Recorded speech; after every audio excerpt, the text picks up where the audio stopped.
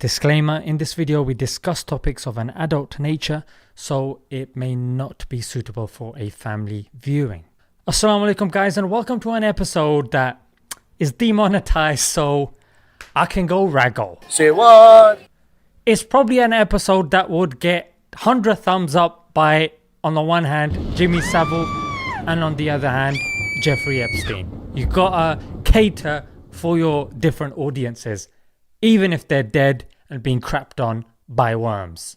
Rest in peace.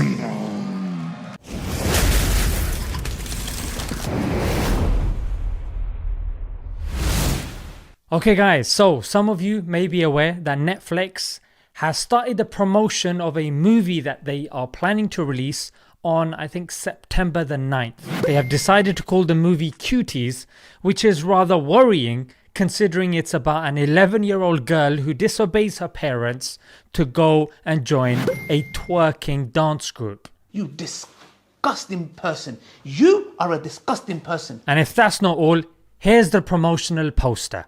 The girls are wearing booty shorts, crop tops, and in very provocative positions. Shame on you.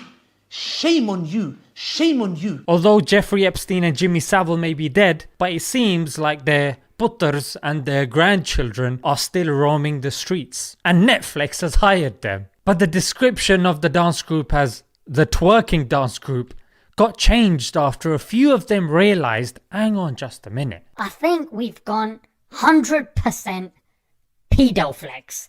Let's dial it down, yeah? Let's dial it down to say an 80. And that's exactly what they did when they called it Free Spirited Group. If freedom is pimping your daughter out as some sort of streetwalker and getting her to dance on stage in front of ogling pervy old men, then you can keep that sort of freedom and I will gladly accept any label that you throw upon me.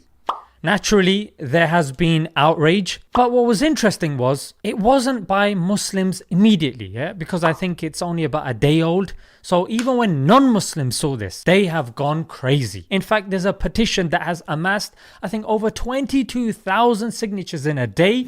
And when I last checked, it was on 35,000. So definitely sign that. If we were to look deeply into this troubling endeavor that Netflix has taken upon its shoulders, there's a number of problems. And I've noted them down. The first thing is they're sexually grooming our children. If you look at the parental certificate, there's no warning. So anyone can see it.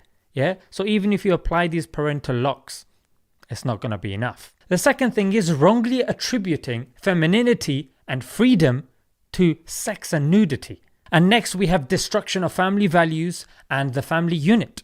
Because naturally in this story, the family and the parents are seen to be the people that are preventing their daughter from having a nice time. Next, it's a very interesting and destructive use of identity politics because they know people dislike Muslims and Islam, so they're using them to push their agenda of, sexualizing children. People are ignoring that bit.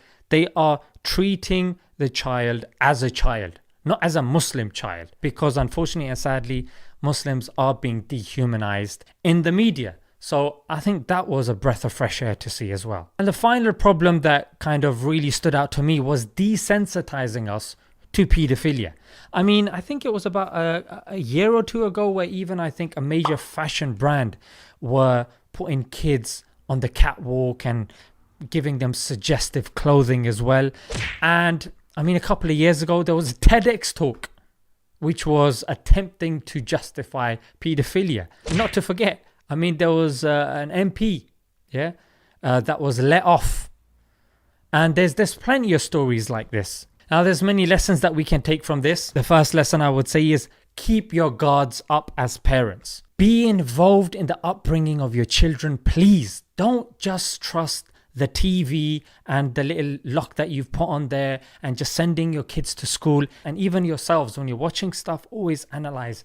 People that make these programs always have an agenda, and make sure you train yourself in propaganda. The next point is that the lead is a Muslim. Oh, Mama, no! And naturally, she's got parents that have okayed this.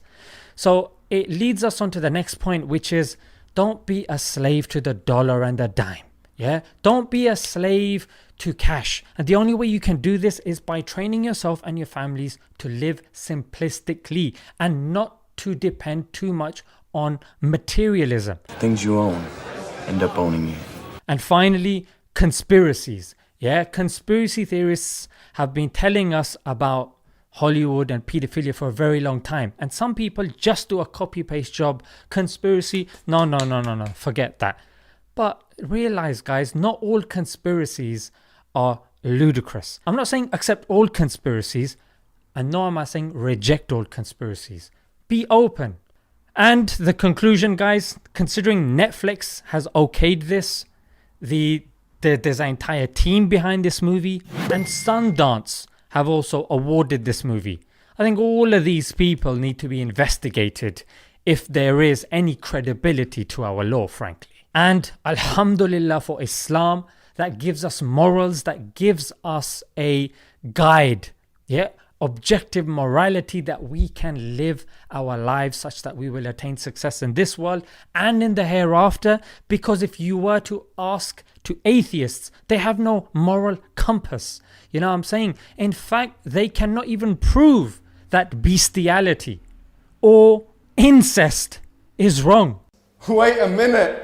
What's going on here, ladies and gentlemen? Yeah, because they have no objective morality. That's why you have people like Lawrence Krauss and Cosmic Skeptic and even Lars Goulet. You know, they've debated Muslims and they've been asked. And they said, there's nothing wrong with it. Alhamdulillah for Islam. Let's leave it there, guys. Until next time. I don't recognize this world. I don't have to recognize it. I just have to save it. Assalamu alaikum.